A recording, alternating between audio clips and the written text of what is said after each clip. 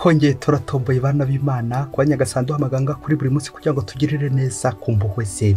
Ku izina ry'Imana Data na Mwana na Roho Mutagatifu, amen. Amahoro bana b'Imana, ni muhumure, Imana iradukunda. Ije ko tugera neza kuri uyu wa kabiri w'icyumweru cya 10 gisanzwe, tariki 11 Kamena 2024, ubwo duhimbaza Mutagatifu Barnaba intumwa.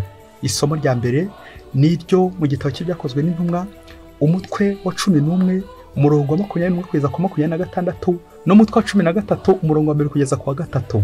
Muri iyo minsi ya Antiyokiya umubare w'abahinduka bakemera Nyagasani urushaho kwiyongera. Iyo nkuru iza kugera kuri Kiliziya ya Yerusalemu, maze bohereza Barnaba i Antiyokiya ngo agereyo abone neza Imana yari yabagiriye, biramushimisha. Nuko arabihanangiriza ngo bizirike kuri Nyagasani babikuye ku mutima. Koko rero Barnaba yari umunyangeso nziza, wuzuye Roho Mutagatifu n'ukwemera. Bityo abantu benshi biyongera kubemera Nyagasani. Nuko Barnaba agitarisi gushaka Sawuli, ahamusanze amuzaniye Antiyokiya. Bahamara umwaka wose bakorera Kiliziya kandi bigisha inteko nyamwinshi y'abantu. Aho ya Antiyokiya nyine niho abigishwa bitiwe bwa mbere na mbere abakristo. Muri Kiliziya ya Antiyokiya hari abahanuzi n'abigisha, aribo Barnaba, Simewoni bitaga umwirabura, na Lusiyusi w'Isireni, Manaheni wari wararanywe n'umwami Herodi, na Sawuli. Igihe bari bateraniye gusenga kandi basibye kurya, Roho Mutagatifu arababwira ati, Barnaba na Sawuli nimubashyire ukwabo bajya gukora umurimo nabahamagariye. Nuko bamaze gusiba kurya no kwambaza, babaramburaho ibiganza barabaherekeza. Iryo ni ijambo ry'Imana. Zaburi ya 98. Uhoraho agaragaje gutsinda kwe mu maso y'amahanga. Nimuririmbire Uhoraho indirimbo nshya, kuko akoze ibintu by'agatangaza. Indyo ye, ukuboko k'ubutagatifu byatumye atsinda. Uhoraho agaragaje gutsinda kwe, atangaza ubutabera bwe mu maso y'amahanga. Yibutse ubuntu bwe n'ubudahemuka bwe, agirira inzu ya Isiraheli. Imipaka yose y'isi yabonye ugutsinda kw'Imana yacu. Nimusingize Uhoraho ku isi hose, nimuvuze impundu kandi muririmbe. Nimucurangire Uhoraho kunanga no mu majwi y'indirimbo, mu karumbeti no mu majwi y'impanda. Nimusingize umwami Uhoraho. Uhoraho agaragaje gutsinda kwe mu maso y'amahanga. Nyagasani Yesu nabane namwe.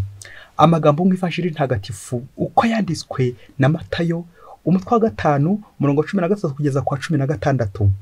Muri icyo gihe abigishwa bari bateraniye iruhande rwa Yesu ku musozi, arababwira ati, muri umunyu w'isi, ariko se umunyu wakayutse mwawusubirishamo icy'uburyohe?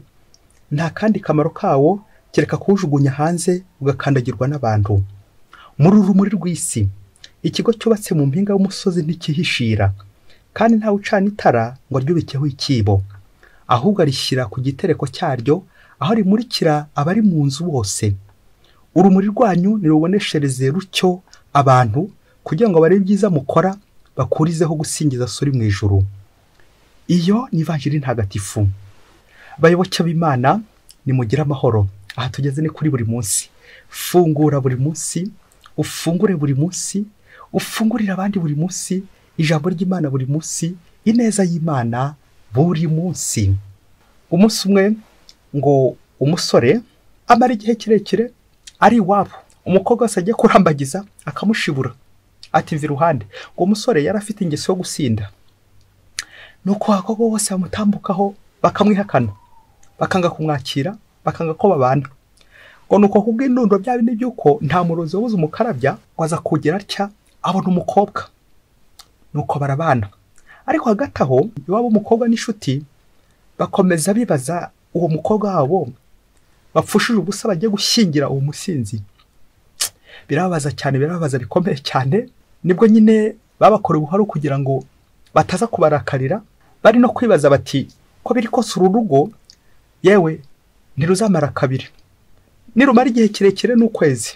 Nuko bamwe bati, ubwo nimujya kongera gusaba agatanya muzadutumeho. Nuko barabasiga barigendera. Bagiye kumva, bumva wa mugabo na wa mugore barabanye. Umwaka urashira, 2, 3, 4, 5. Nuko babaza wa mugabo bati, niko byagenze bite noneho k'uyu mugore mwashoboye kubana mushashobora guhuza? Nuko wa mugabo arababwira ati, umva mureke mbabwire, umugore wanjye impamvu twashobokanye ni umuntu mwiza, yatumye nanjye mba mwiza, nacitse ku ngeso nyinshi nari mfite, ubu singisinda, ni umuntu mwiza, tubanye neza, umugore wanjye ni mwiza, nanjye sinamukoza isoni, niyo mpamvu nanjye nabaye mwiza. Abayoboke b'Imana, Yezu Kristo akuzwe. Hari imvugo ya Kinyarwanda igira iti ihene mbi ntuyizirikaho iyawe.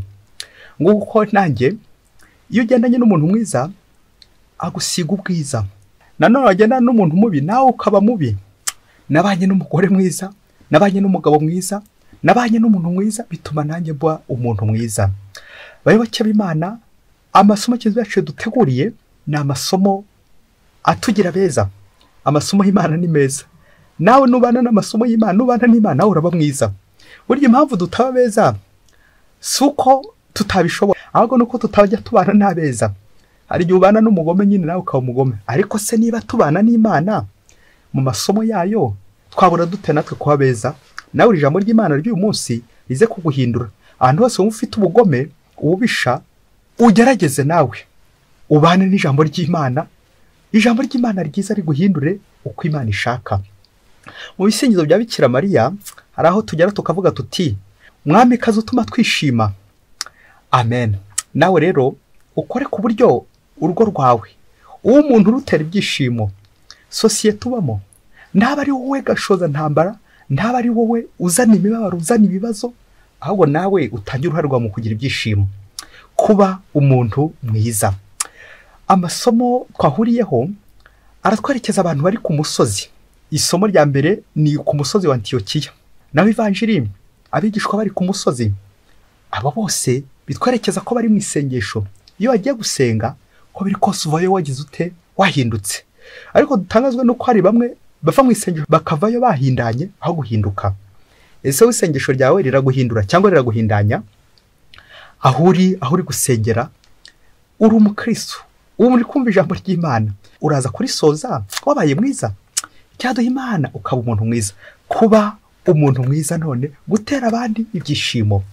Isomo rya mbere twazirikanye, twumvise intumwa Barinaba uburyo bamutaka ibigwi bye, nk'uko turi kumuhimbaza uno munsi. Aho nifuza cyane gutinda ku bintu bitatu bavuze biranga Barinaba. Usibye kwigisha, ni umuntu w'umunyangeso nziza, wuzuye ukwemera na Roho Mutagatifu. Amen. Ubugwaneza, iyi neza ya Barinaba iratuma ashobora kogeza inkuru nziza, bigatuma n'Imana nayo igenda imuhitamo. Ati Roho Mutagatifu aravuze ngo Barinaba na Sawuli mubashyire ukwabo. Burya iyo uri umunyangeso nziza ukaba uri umuntu mwiza, ntago uri gusa abantu babimenya bari mu ikoraniro aho ngaho, ahubwo n'Imana. Dutangazwa n'ukuntu bari gusenga, bari mu ikoraniro, basibye kurya ndetse bari gusenga. Ibi rero bituma ubona Imana. Iyo wiyeguye ku ngeso, ugasiba ingeso, ugafata akanya ukiyegurira Imana, ukajya mu mwiherero, nta kabuza ubona Imana. Urushaho gukuza imigenzo myiza y'igipfura, urushaho gukuza imico myiza y'igipfura, bityo ingeso mbi n'icyaha ukabyirukana iwawe. Umunyangeso nziza wuzuye ukwemera na Roho Mutagatifu. Barinaba na Sawuli mubashyire ukwabo, maze bajye kogeza inkuru nziza, nicyo nabatoreye. Iyo Nyagasani akurebye akabona ko uri umuntu mwiza, akomeza kugukoresha n'ibyiza ukagera ku bandi. Kuko Nyagasani adutora atari uko twari dushoboye, ahubwo agira ngo dushoboze. Adutora turi abanyabyaha, agira ngo dutunganye, ubundi tugendere mu nzira ze. Kuba umuntu mwiza, umunyangeso nziza nka Barinaba.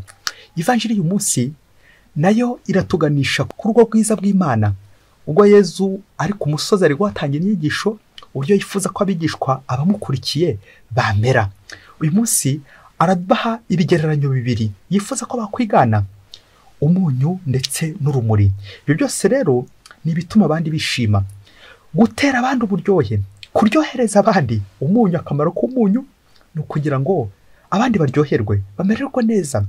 Nuba ari uwo gusharira abandi, bityo mubanye nawe agahora kwirahira ati kubana n'uyu byangiriye akamaro, guturana n'uyu muntu byangiriye akamaro, gukorana n'uno muntu byangiriye akamaro, kuko n'umuntu mwiza. Ariko uzi guturana n'umuntu ugahora wifuza kujya gutura ahandi, ariko uzi kubana n'umuntu ugahora wifuza kwimuka, ariko uzi gusangira n'umuntu ugahora usenga ngo ibiryo nibirangire vuba, ubundi urebe ko uwo muntu yagenda. Yamvuga igira iti imboga mbi ntizishira mu nkono. Ikigereranyo cya kabiri cy'urumuri biratwibutsa ko ibikorwa byose dukora bijya habona. Ba bantu tugira neza n'ubundi biranga bikajya habona, Imana irabibona. Ibigereranyo icyo bihuriyeho ni uko bishira. Umunyu urashira kugira ngo ubashe kuryoshya. Buji cyangwa itara bibanza gukongwa. Bya bindi mutagatifu Karoli Borome yavugaga ati buji kugira ngo itange urumuri ibanza gukongoka, ibanza gushira. Nawe rero ikigaragara, iyo wiyemeje guha mugenzi wawe uburyohe, hari igice nawe ubanza gutakaza, hari ibyo ubanza guhara kugira ngo uharure inzira mugenzi wawe azacamo. Ntabwo ushobora gufata umugambi kuzagira neza nta kintu uzigera utakaza. Ushobora gutakaza ibintu, ushobora gutakaza n'ubuzima bwawe cyangwa rumwe mu rugingo rwawe ugira ngo utabare abandi. Umva, iyo ushatse kuryohereza abandi, wowe ukora ku buryo ushira. Nuko rero nawe ntugashishe abandi bari gushira. Twebwe ibijyanye tujya tubicurika. Akenshi iyo bampaye ngo mpereze abandi, mbanza gukora ku buryo mbanza gushisha, abandi bagasigara bashira. Yezu nawe gutambuke uyu munsi akwibutsa ko uri umunyu, uri urumuri, ko ugomba kubanza gushira kugira ngo abandi bashishe. Nguko kwitanga. Nta gutanga gusa, ahubwo uranitanga. Kuba umuntu mwiza. Uriya kuba umuntu mwiza birahenda, bigusaba nanone kwitangira abandi. Bigusaba kugira icyo uhereza abandi. Car aimer égale donner et donner égale pardonner. Ngo gukunda ni no gutanga, kandi gutanga ntabwo uzimba ko utanga n'imbabazi. Kubabarira mubyeyi, kubabarira. Burya rero ntushobora kubabarira utarabanza kubabara nanone. Utabanza kumva akababaro kundi ngo nawe banze bikurye, ngo nawe banze ushireho. Ushira kugira ngo abandi bashishe. Uyu munsi ni gukora umwitozo w'abantu mubana. Ese uruhare rwawe mu gutuma bishima ni uruhe? Ese uruhare rwawe mu gutuma bamererwa neza ni uruhe? Wanasanga n'ikinyarwanda cyashoboka, ugasanga uruhare rwawe ahubwo ari ukugenda ubakomanyiriza, ubabihiriza, ubatuka, ubabwira nabi, ubacurira imigambi mibisha. Aho ngaho rero uri kubasharirira. Aho ngaho koko uri kuzana umwijima. Aho ngaho ntabwo uri umunyangeso nziza nka Barnaba. Isengesho ntabwo riragufata. Ntabwo urasenga by'ukuri. Kuko buryo umuntu usenga ntabwo agomba guhora asharira, ntabwo agomba guhora akambije agahanga. Kuzurana n'Imana ndetse n'abandi abo muhuye bakishima. Mwamikazi utuma twishima, udusabire. Umunsi umwe hirya kure cyane muri Afurika, umugabo mu rugo rwe yari afite principe nziza, intego nziza igira iti umva, umuntu wese nzahura nawe, umuntu wese uzanyiyambaza, umuntu wese uzantabaza nzamutabara, umuntu wese uzampa ubutumire nzashaka ko mutwe nubwo kaba ari gato ariko nzamutwerera. Ngo yari afite ibintu byinshi, ariko biza kugera igihe aba umushomeri, abura akazi. Ngo yari afite inshuti ikomeye, ngo yari afite ubukwe nk'umuherwe wese nahoze mu cyiciro cy'abaherwe, nuko agahora yibaza icyo azatwerera ya nshuti muri bwa bukwe yatumiwemo. Mu gihe akiri kubitekereza, ngo akaba yarasigaranye gusa amadolari 100 kuri konti, ari gutekereza ko ari azatwerera ya nshuti ye, kuko abona nta kundi yabigenza. Nuko mu gihe akiri gutekereza uburyo azajya kubikuza ya madolari 100 kugira ngo twerere ya nshuti ye, wa mukire mwene wabo, nuko agiye kumva yumva umuntu akomanze ku gipangu, amuzaniye invitation, amuzaniye ubutumire ati nanjye mu Misiri imbere mfite ubukwe, nanje kuwutumira. Nuko wa mugabo yibaza ko agiye kubigenza, abunza imitima, akora imibare aravuga ati koko ndamutse nkuyemo n'akadolari na kamwe, ndabizi mugenzi wanjye yazandakarira ubwo atuzuye 100. Akomeza kubunza imitima. Nuko bigeze igihe ko ndahandi yagombaga gukora, yibaza uburyo agiye gusezerera uwo ruje kumusaba. Nuko afata ingamba z'uko agiye kubikuza amadolari, n'ubundi nayacamo agakuramo idolari rimwe, mugenzi ashobora kuzamurakarira. Kubera ko ngo ari we ufite ubukwe bwa vuba ruje kumuha invitation, ntibanaziranye, arangije afata amadolari ahita yabikuza ako kanya ko ari 100, ahereza undi ruje kumureba ati ndagutwerereye. Asigara yibaza noneho ukuntu azagenza ya nshuti ye mu gihe mu kundi kwezi ariho inshuti yari ifite bwa bukwe. Ajya kumva nyuma y'iminsi 2 wa muntu yari yatwereye amadolari 100 aje iwe aramubwira ati umva rero wankoreye ibintu by'agatangaza bikomeye cyane, wambereye umuntu mwiza, ubukwe bwanjye bwagenze neza, ya madolari 100 yakoze ubukwe bwanjye bw'agatangaza, abantu bose narabakiriye bamererwa neza, abantu bose barariye baranywa barishima, uri umuntu mwiza. Abantu bose batashye bibaza uko byagenze kugira ngo nkore ubukwe nanjye, kandi ndi umukene nta n'igiceri nari nifitiye, none ubukwe bwanjye bugenze neza kubera wowe. Umva wankoreye ubukwe bukomeye cyane, ubukwe bwanjye ni wabukoze, wankoreye ubukwe nanjye kugushimira ukuntu wankoreye ubukwe. Nuko wa mugabo atangira kurira yibaza uburyo yamuhaye amadolari 100 nko kumwikuraho bihuriranye na yantego yari afite, kandi yumvaga ari make amuhaye, ntiyananiteze ko hari icyo azanamumarira. Wankoreye ubukwe rwose, wankoreye ubukwe. Mu gihe wa mugabo ari kurira kubera za emotion zari zimufashe, uburyo yakoreye umuntu ubukwe ku madolari 100, abantu bose bakiyakira bakishima bakamererwa neza. Nuko wa mukene yakoreye ubukwe amaze kuva aho ngaho, agiye kumva yumva baramuhamagaye ko yatsindiye akazi nyuma y'imyaka 5 yarari mu bushomeri. Uzi ko akazi amaze gukageraho niho yakuye noneho amafaranga yagomba gutwera ya nshuti ye. Nuko ubuzima bukomeza kugenda neza, yewe nanubu aracyafite ya ntego ko umuntu wese uzajya umutabaza azajya mutabara, uzajya ugwa akamubyutsa, ameze neza, byose bimeze neza kubera Imana. Bayoboke b'Imana, Yesu Kristo akuzwe. Nk'uko ushobora gutangira mu kuboko kw'iburyo, Nyagasani akazakora ku buryo azagusubiza mu kuboko kw'ibumoso. Nk'uko ushobora gutangira mu majyaruguru, Nyagasani akazagusubiza mu majyepfo. Kuko inzira za Nyagasani ni nyinshi. Iyi si dutuye ikozwe ku buryo buri wese Imana imutuma hundi. Imana ishobora gufata umukene ikamutuma ku mukire. Imana ishobora gufata umukire ikamutuma ku mukene. Iyi si ni magirirane. Ngiye yategeko ry'amajyaruguru ryari riti umuremure amanurira umugufi, umugufi agatorera umuremure. Nguko nawe utagomba kujya wirengagiza abandi kuri no si. Ingeso nziza, umunyamico myiza, umuntu mwiza, ahantu hose uri ugakora ku buryo udasharirira abandi, ugakora ku buryo utabihiriza abandi, ugakora ku buryo ugira uruhare mu mibereho myiza y'undi. Ushobora kugira uruhare mu mibereho myiza mugenzi wawe, gutuma abandi bishima, gutuma abandi bamererwa neza. Buriya twese dufite umukoro uhambaye. Akenshi usanga turi kwivovota duti uyu nguyu ni umbihiriza, uyu nguyu ni unkorera ibingi bisharira, uyu nguyu ni umpemukira n'umpemukira. Twongere twibutse rya tegeko ryo ku munsi w'imperuka, ntabwo Nyagasani azakubaza abaguhemukiye, abakugiriye nabi, yewe ndetse n'abakugiye neza n'igihe atazabikubaza.